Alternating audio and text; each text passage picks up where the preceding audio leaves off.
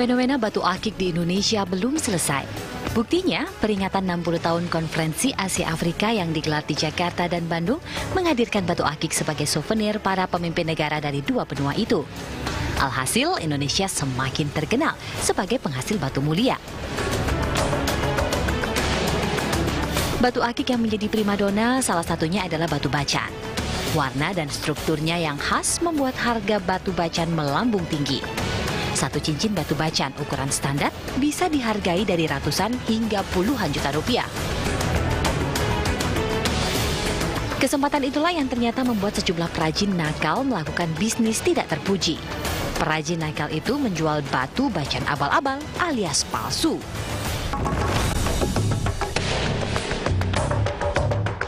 Tim TV One mencoba menyambangi tempat pembuatan bacan palsu di daerah Jakarta Timur. Dengan berpura-pura sebagai pedagang besar, tim TV One mendatangi rumah kontrakan yang difungsikan layaknya industri rumah tangga. Di dalam rumah inilah semua proses pembuatan batu bacan abal-abal terjadi. Mulai dari peleburan bahan baku batu jenis khusus hingga proses pemolesan menjadi sebuah cincin. Mula-mula batu yang telah dilebur dicampur dengan sejumlah bahan kimia, telur, dan semen. Untuk membuat batu menjadi rekat seperti proses alam, pelaku menggunakan lem khusus. Sementara telur berfungsi agar batu bisa tembus cahaya. Kenapa kita pakai telur? Kalau telur itu kan sistemnya dia ngerapat, tapi nggak begitu ngerapat. Jadi ada pori tapi nggak terlihat pori. Biar kita senter tuh masuk dia cahaya. Iya. Jadi seolah terus. Adonan yang sudah menyerupai lempengan batu dikeringkan selama 8 jam untuk mendapatkan kekerasan yang ideal. Setelah kering, batu pun siap dibentuk menjadi cincin. Dan inilah hasilnya. Batu bacan palsu sangat mirip dengan batu bacan asli. Tahu orang taunya bacan di Toxcreen jalan aja. Kita tes di Toxcreen jalan. Kayak contohnya nih bang. Ini kan saya buat nih. Ini batu yang bacan pasar. Iya. Ini kan saya beli bahan 20.000 nih bang. Ini saya bor, saya kasih hitamnya bacan, ya kan. Ini kalau saya jual merem aja 5 juta, berebut kan. 3 juta lah orang udah berebut, karena udah kristal kan. Kita buat ngeyakinin dia, namanya pemula kan sekarang udah nggak merhatiin memo, yang merhatiin barang bagus saja. Gitu. Langsung jalan kan. Saya pikir oh iya bacan asli. Langsung jalan. Gitu.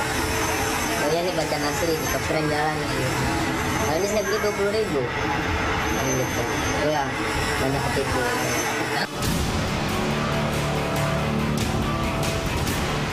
Dengan modal Rp30.000, pelaku menjual satu cincin bacan abal-abal paling murah Rp3 juta.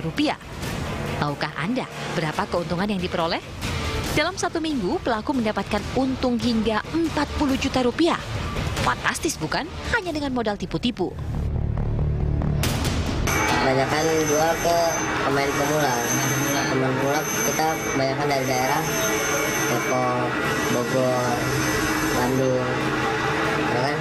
Karena dia nggak ngerti. Kalau untuk satu bacan palsu itu bisa dijual?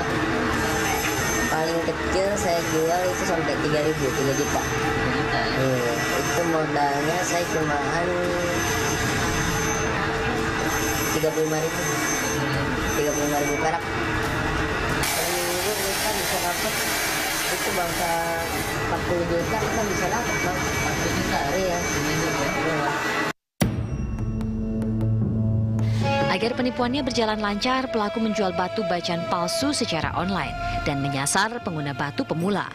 Namun sering pula pelaku mendapat keluhan dari pembeli. Cuman ya resikonya gitu, kita akun hapus, ganti akun baru, akun hapus, ganti akun baru. Barang dari dia nggak bisa balik kemudian. Nah kita pun kadang lewat telepon. Kan kemarin kita ketemuan itu barang asli. Terus sekarang udah dipegang jadi palsu. Tapi kita alasan kita kan gitu. Udah, nggak bisa ngomong lagi dia kan.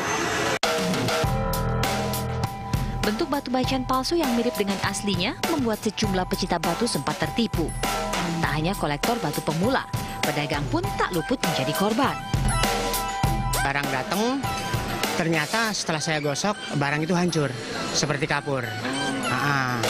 Saya rasa memang ada beberapa, sebelum memang saya sudah tahu gitu ya, tapi kebetulan pada waktu itu sedang apes sekali ya. Jadi saya dapat barang itu, kemudian digosok, kemudian barangnya hancur. Barangnya hancur seperti kapur, jadi sepertinya itu sudah rekonstruktif gitu, barang rekonstruktif. Pada waktu itu cukup lumayan karena warna birunya juga cukup bagus gitu ya.